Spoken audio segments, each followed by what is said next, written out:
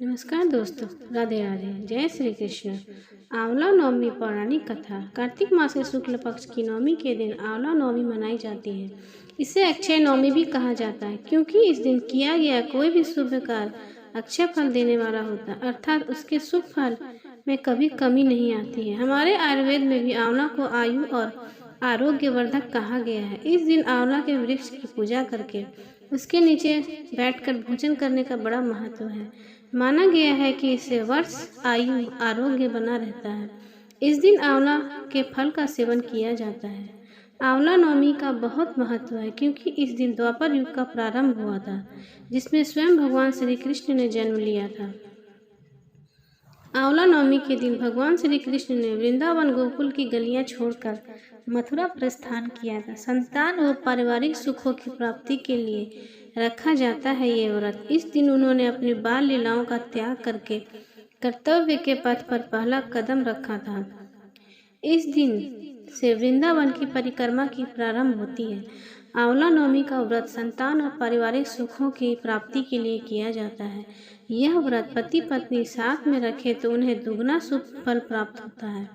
आंवला नवमी के दिन स्नान करके किसी आंवला के वृक्ष के समीप जाएं, उसके आसपास सफाई करके आंवला वृक्ष की जड़ में शुद्ध जल अर्पित करें, फिर उसकी जड़ में कच्चा दूध डालें। पूजन सामग्री से वृक्ष की पूजा करें और इसके तने पर कच्चा सूत या मौली से 8 परिक्रमा करते हुए लपेटें। कुछ जगह 108 परिक्रमा भी की जाती है। इसके बाद परिवार की सुख समृद्धि की कामना करके वृक्ष के नीचे ही बैठकर परिवार मित्रों सहित भोजन किया जाता है। आंवला को वेद पुराणों में अत्यंत उपयोगी और पूजनीय कहा गया है। आंवला का संबंध कनकधारा स्रोत से भी है। एक कथा के अनुसार एक बार जगद्गुरु आदि शंकराचार्य भिक्षा मांगने एक कुटिया के सामने रुके। वहां एक बूढ़ी औरत रहती थी, जो अत्यंत गरीब और दयनीय स्थिति में थी। शंकराचार्य की आवाज़ सुनकर वह बूढ़ी औरत बाहर आई। उसके हाथ में एक सूखा आंवला था। वह बोली, महात्म, मेरे पास इस सूखे आंवले के सिवाय कुछ भी नहीं है जो आपको भिक्षा में दे सकूं। शंकराचार्य को उसकी स्थिति पर दया आ गई और उन्होंने उसी समय उसकी मदद करने का प्रण लिया। उन्होंने अपनी आंखें बंद की और मंत्र रूपी 22 श्लोक बोले। यह 22 श्लोक कनकधारा स्रोत के श्लोक थे। माँ लक्ष्मी ने दिव्य दर्शन दिए और इससे प्रसन्न होकर माँ लक्ष्मी ने उन्हें दिव्य दर्शन देकर शंकराचार्य, इस औरत ने अपने पूर्व जन्म में कोई वस्तु दान नहीं की। यह अत्यंत कंजूस थी और मजबूरी बस कभी किसी को कुछ देना पड़ जाए तो यह बुरे मन से दान करती थी। इसलिए इस जन्म में इसकी ये हालत हुई है। यह अपने कर्मों का फल भोग रही है, इसलिए मैं इसकी कोई सहायता नहीं कर सकती हूँ।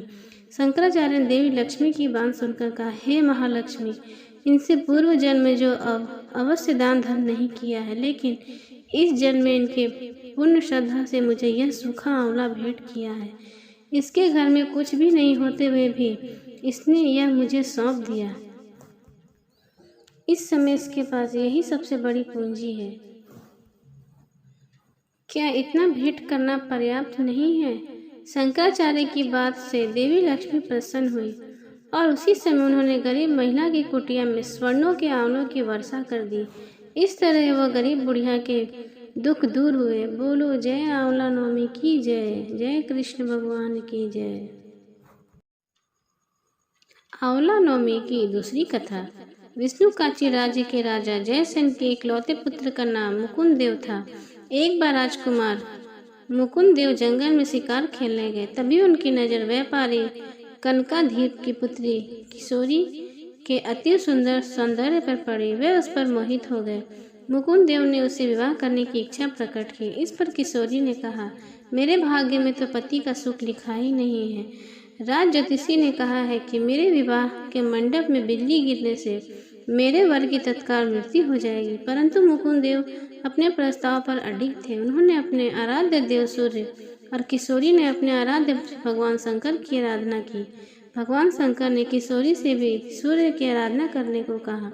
किशोरी गंगा तट पर सूर्य आराधना करने लगी। तभी विलोपी नामक दैत्य किशोरी पर झपटा तो सूर्य देव ने उसे तत्काल भस्म कर दिया। सूर्य देव ने किशोरी से कहा कि तुम कार्तिक शुक्ल नवमी को आंवले के वृक्ष के नीचे विवाह का मंडप बनाकर मुकुंद देव से विवाह कर लो। दोनों ने मिलकर मंडप बनाया। किस्मत से बादल घिर आए और बिजली चमकने लगी। भावरे पड़ गए तो आकाश से बिजली मंडप की ओर गिरने लगी, लेकिन आंवले के वृक्ष ने उसे रोक लिया। इस तरह दोनों का विवाह संपन्न हुआ। इसी कारण से आंवले के वृक्ष के नीचे पूजा होने लगी। बोलो आंवला नवमी की जय।